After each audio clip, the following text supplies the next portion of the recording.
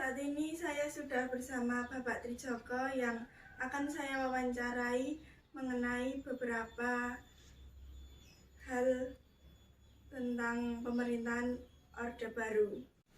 Apa yang Bapak ketahui mengenai Orde Baru, Pak?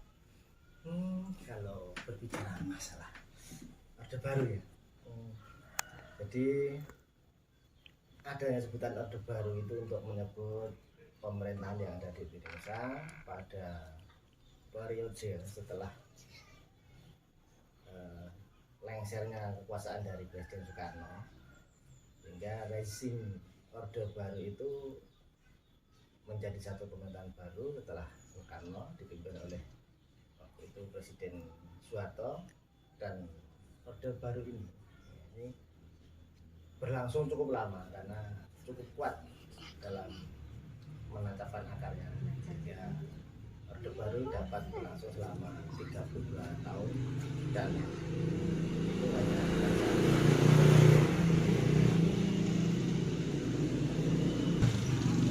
masa pemerintahan Orde Baru ya. Jadi masa pemerintahan Orde Baru itu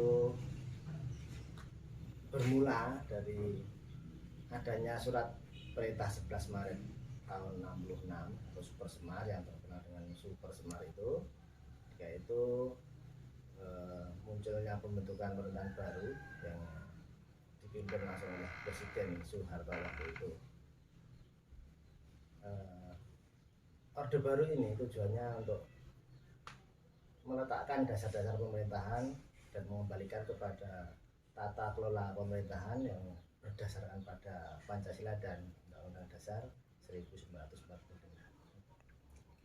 Bagaimana dampak kebijakan di bidang ekonomi pada saat Orde Baru, Pak?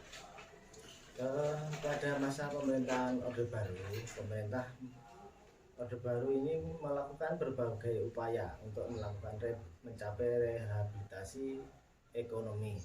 Nah, dari beberapa usaha dalam pembangunan yang berkelanjutan ini akhirnya membuahkan beberapa hal atau hasil yang positif, sehingga di Indonesia mengalami peningkatan.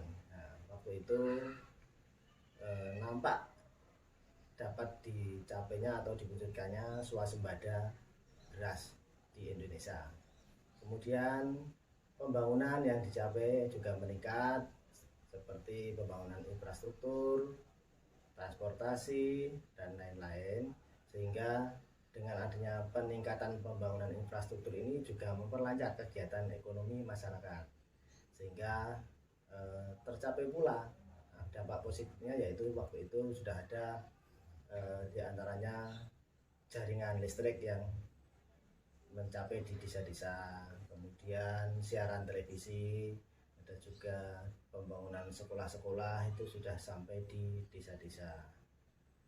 Namun dari perkembangan yang positif itu di masa Orde Baru juga ada beberapa hal yang negatif.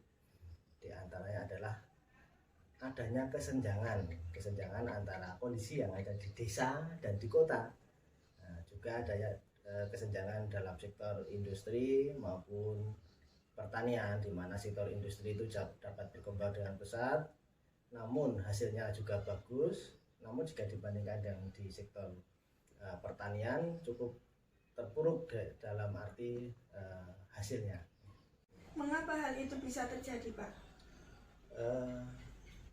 Adanya dampak negatif di masa pembangunan masa Orde Baru itu diantaranya adalah karena pemerintahan masa Orde Baru itu terlalu fokus dalam pembangunan pertumbuhan ekonomi, sehingga dengan hal itu menyebabkan melemahnya mentalitas dari para pelaku-pelaku pemerintah, baik itu pemerintah pusat maupun sampai dengan pemerintah yang di bawahnya, sehingga akibatnya di pemerintahan itu banyak terjadi praktek KKN, yaitu korupsi, kolusi, dan nepotisme. Nah, dengan adanya hal ini juga disebabkan karena lemahnya kontrol pemerintah dalam pelaksanaan pemerintahan, sehingga banyak terjadi penyelewengan di mana-mana. Adakah penyimpangan lain penyimpangan yang terjadi pada masa Orde Baru ini? Kalau ada, di mana letak penyimpangan itu, Pak?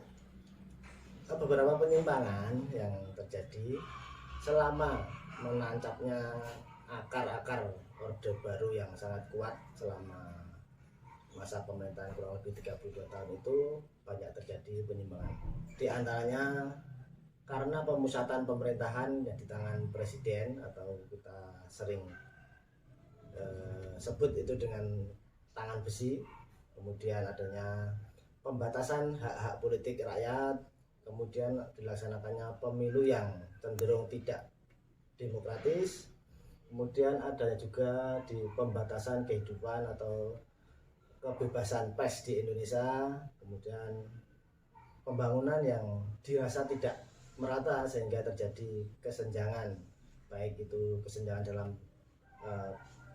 pemenuhan atau pemanfaatan fasilitas baik di kota maupun di desa, juga adanya kesenjangan di bidang ekonomi.